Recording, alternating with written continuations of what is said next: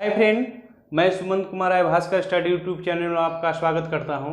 तो दोस्तों, हमारी भूगोल की अगली और सबसे महत्वपूर्ण चैप्टर जो है उसका नाम है पृथ्वी की गतियां। तो पृथ्वी की गतियां आज हम पढ़ेंगे। तो पृथ्वी की दो गतियां होती हैं, एक घूर्णन गति या दैनिक गति के नाम से जानते हैं और दूसरा परिक्रमण गति या उसको वार्षिक गति के नाम से भी जानते हैं। तो घूर्णन गति में क्या होता है कि पृथ्वी एक अक्ष पे घूमते रहती है, यानी जिस तरह से लट्टू अपने कील पे घूमते रहता है सेम उसी तरह पृथ्वी भी अपने अक्ष पे नाचती रहती है। उसको हम घूर्णन गति या दैनिक गति कहते हैं।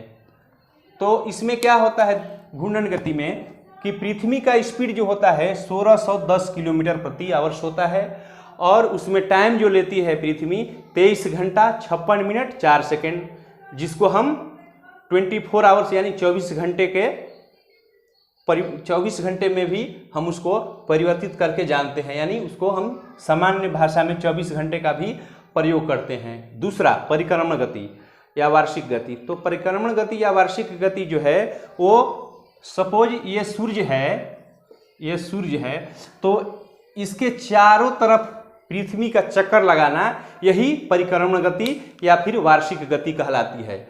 और इसमें पृथ्वी का जो स्पीड जो होता है वो 30 किलोमीटर प्रति सेकेंड होता है और उसमें टाइम ऑफ पीरियड जो होता है वो 365 दिन और 6 घंटा होता है। सामान्य वर्ष में जो है 365 दिन का एक साल होता है, 365 दिन का एक साल होता है। लेकिन जब लीप वर्ष आ जाता है, लीप वर्ष, तो उसमें 366 दिन का साल हो जाता है। क्यों? क्योंकि ये जो 6 घंटा हम स्पेयर में इसको छोड़ देते हैं तो यही 6 घंटा 4 बार जुड़ता है, यानी प्रत्येक 4th ईयर्स जो होता है वो 366 दिन का उसमें वर्ष हो जाते हैं, क्योंकि 6 घंटा एक साल के लिए, दूसरे साल के लिए 6, तीसरे और चौथे साल ये 24 घंटे बराबर एक दिन में परिवर्तित हो जाता है। इसलिए प्रत्येक 4th ईयर्स जो होता है वो लीप ईयर होता है, जिसको हम 366 दिन का वर्ष काउंट करते हैं। समझ गए? यह नोट। ऋतु परिवर्तन होने का जो है मुख्य कारण पृथ्वी का अक्षीय झुकाव और दूसरा सूर्य के परितः परिक्रमण करना। पृथ्वी का अक्षीय झुकाव और सूर्य के परितः दीर्घवृत्ताकार में परिक्रमण करना। तो आइए यहाँ हम पृथ्वी का अक्षीय झुकाव और उसका कक्षीय झुकाव हम जान लेंगे। सपोज कीजिए पृथ्वी है, ये ईस्ट, ये वेस्ट, ये नॉर्थ पोल और ये साउथ पोल, और यहाँ पे ये झुकी हुई है कितनी 23.5 डिग्री झुकी हुई है। तो ये कोण जो होता है, ये कोण 23.5 डिग्री यही झुकी हुई है, जिसको हम अक्षीय झुकाव कहते हैं। और 66.5 डिग्री जिसको हम कक्षीय झुकाव कहते हैं, वो ये झुकाव यहाँ से यहाँ तक 66.5 डिग्री, इसको हम कक्षा के सापेक्ष झुकाव कहते हैं। क्योंकि देखिए ये पूरे कोण जो होता है वो 90 डिग्री का होता है, तो इसमें से 23.5 डिग्री पृथ्वी का अक्षीय झुकाव निकल गया, तो कक्षा के सापेक्ष यही 66.5 बजेगा ना। 66.5 और 23.5 कितना होता है? 90। समझ गए? और इसमें एक और क्वेश्चन है कि पृथ्वी के समान ही किस और ग्रह पर जो है वहां पे ऋतु परिवर्तन होता है? तो वो ग्रह जो हो जाएगा वो मंगल ग्रह है। मंगल ग्रह, मार्स। मंगल ग्रह पर भी पृथ्वी के समान ही ऋतु परिवर्तन होते हैं और ये भी अपने कक्षा के सापेक्ष 25 डिग्री और 12 मिनट झुकी हुई है।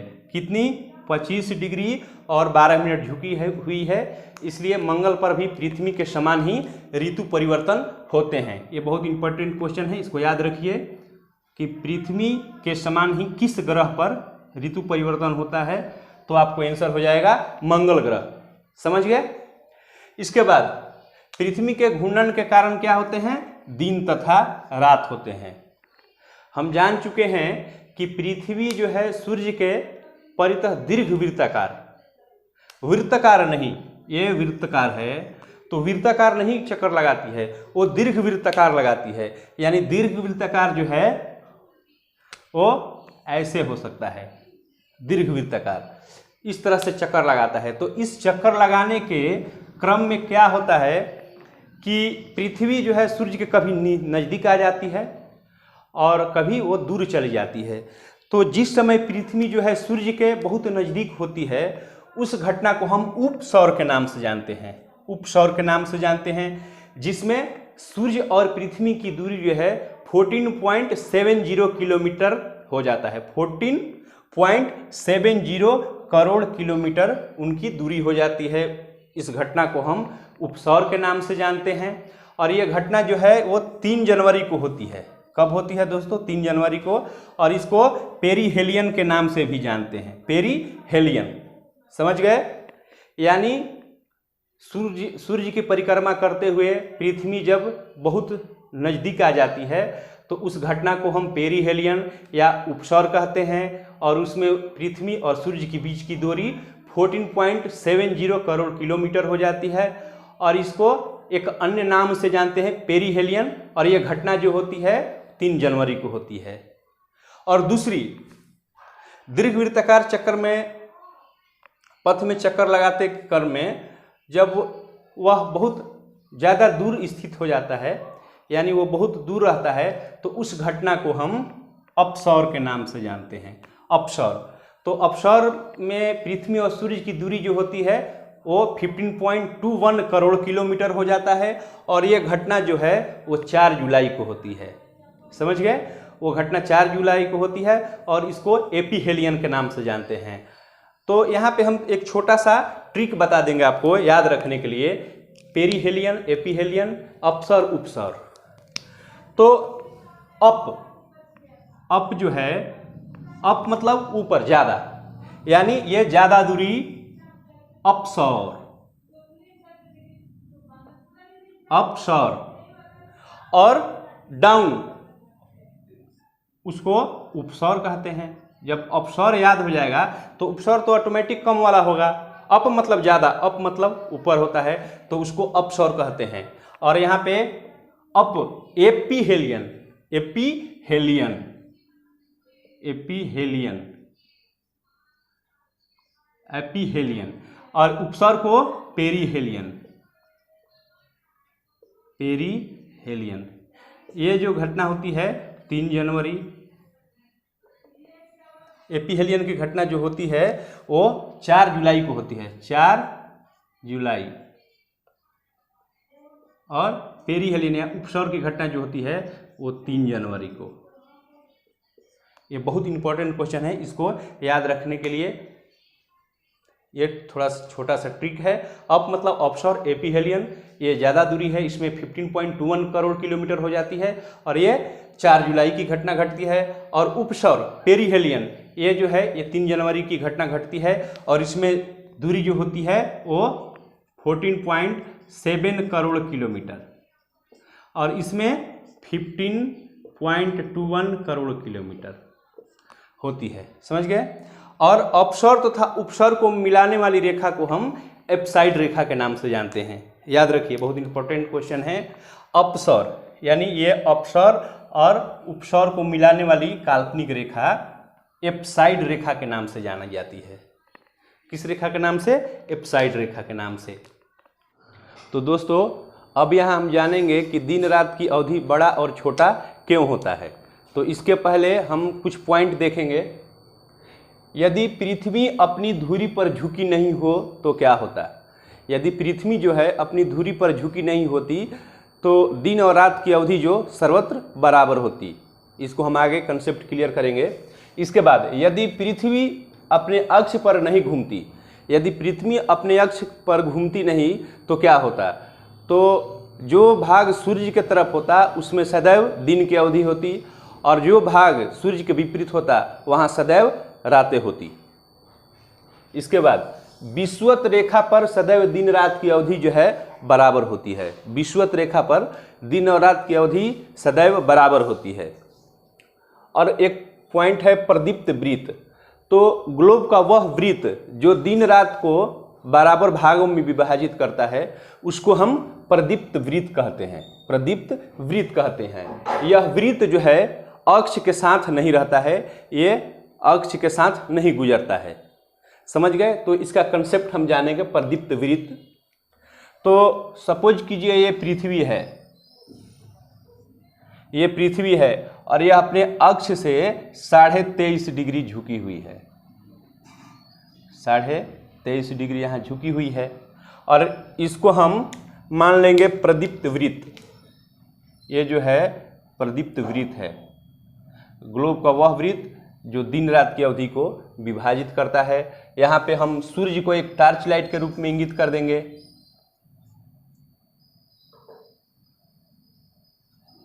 यहाँ से ये प्रकाश डालेगा,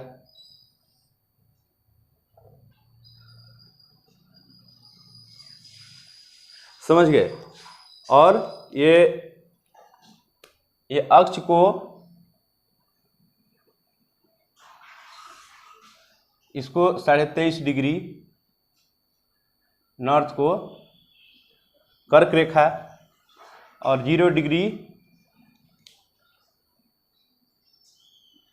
0 डिग्री अक्षांश को विषुवत रेखा और 23.5 डिग्री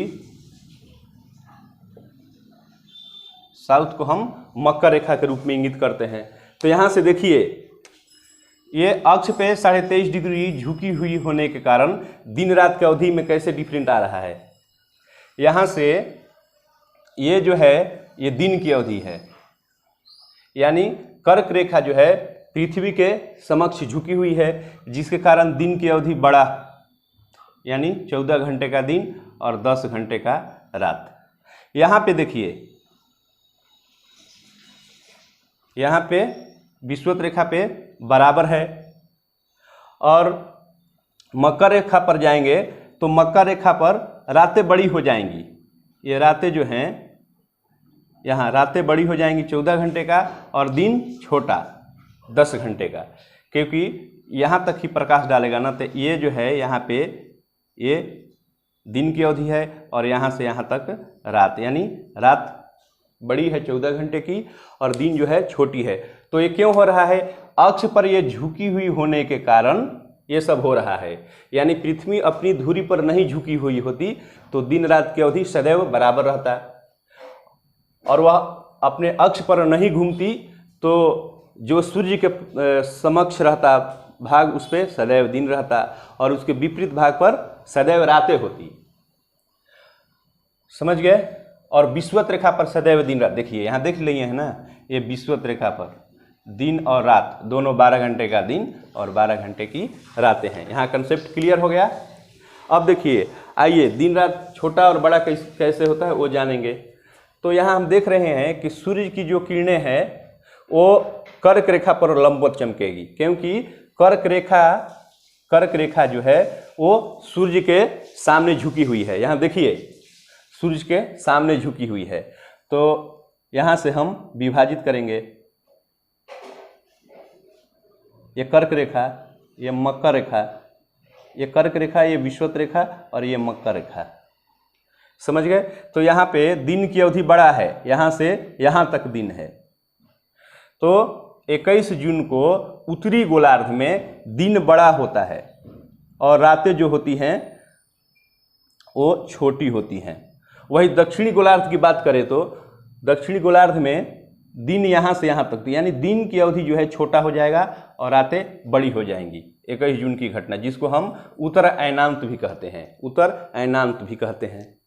वही 22 दिसंबर के दिन में क्या होता है कि सूर्य जो है वो इस रेखा पर, यानी मकर रेखा पर, यानी दक्षिणी गोलार्ध पर मकर रेखा पर वो लंबवत चमकती है, जिसके कारण अब यहाँ पे कर्क रेखा, विषुवत रेखा, ये मकर रेखा, तो यहाँ पे मकर रेखा पर ये लंबवत चमक रही है। तो यहाँ पे हम देख रहे हैं कि दक्षिणी गोलार्ध में दिन बड़ा, रातें छोटी। वही उत्तरी गोलार्ध में जब जाएंगे तो दिन छोटी और रातें बड़ी हो जाएंगी। क्लियर हुआ? तो ये घटना 22 दिसंबर को होता है, जिसको हम दक्षिण अयनांत भी कहते हैं। 21 जून को उत्तरी गोलार्ध में बड़ा दिन और रातें छोटी। वही 22 दिसंबर को दक्षिणी गोलार्ध में बड़ा दिन और रातें छोटी होती हैं। ये क्वेश्चन बहुत बार पूछता है, इसलिए इसको याद रखने की ज़रूरत है और इसको समझ लीजिएगा तो हमेशा याद रहेगा। और 21 मार्च को, तो 21 मार्च को क्या होता है कि सूर्य के सामने कोई भी अक्ष झुकी हुई नहीं होती है, यानी पृथ्वी जो है वो सीधे, सूर्य जो है इसके विषुवत रेखा पर डायरेक्ट चमकता है 21 मार्च और 23 सितंबर को। तो 21 मार्च और 23 सितंबर को जो है वो दिन रात की अवधि पूरे पृथ्वी पर बराबर होती है। और 21 मार्च को हम बसंत विषु और 23 सितंबर को हम शरद विषु के नाम से जानते हैं। यानी जिस दिन पूरे विश्व में दिन और रात की अवधि बराबर होती है उसको हम विषु के नाम से जानते हैं। और 21 मार्च को वसंत विषु और 23 सितंबर को शरद विषु के नाम से जानते हैं। समझ गए? तो यहाँ तक क्लियर हो गया। और नेक्स्ट वीडियो में हम अक्षांश और देशांतर पढ़ेंगे। तो तब तक के लिए धन्यवाद दोस्तों। अगर ये वीडियो आपको पसंद आए तो अपने दोस्तों के साथ शेयर कीजिए और सब्सक्राइब कीजिए, बेल आइकन को दबाइए। थैंक यू दोस्त।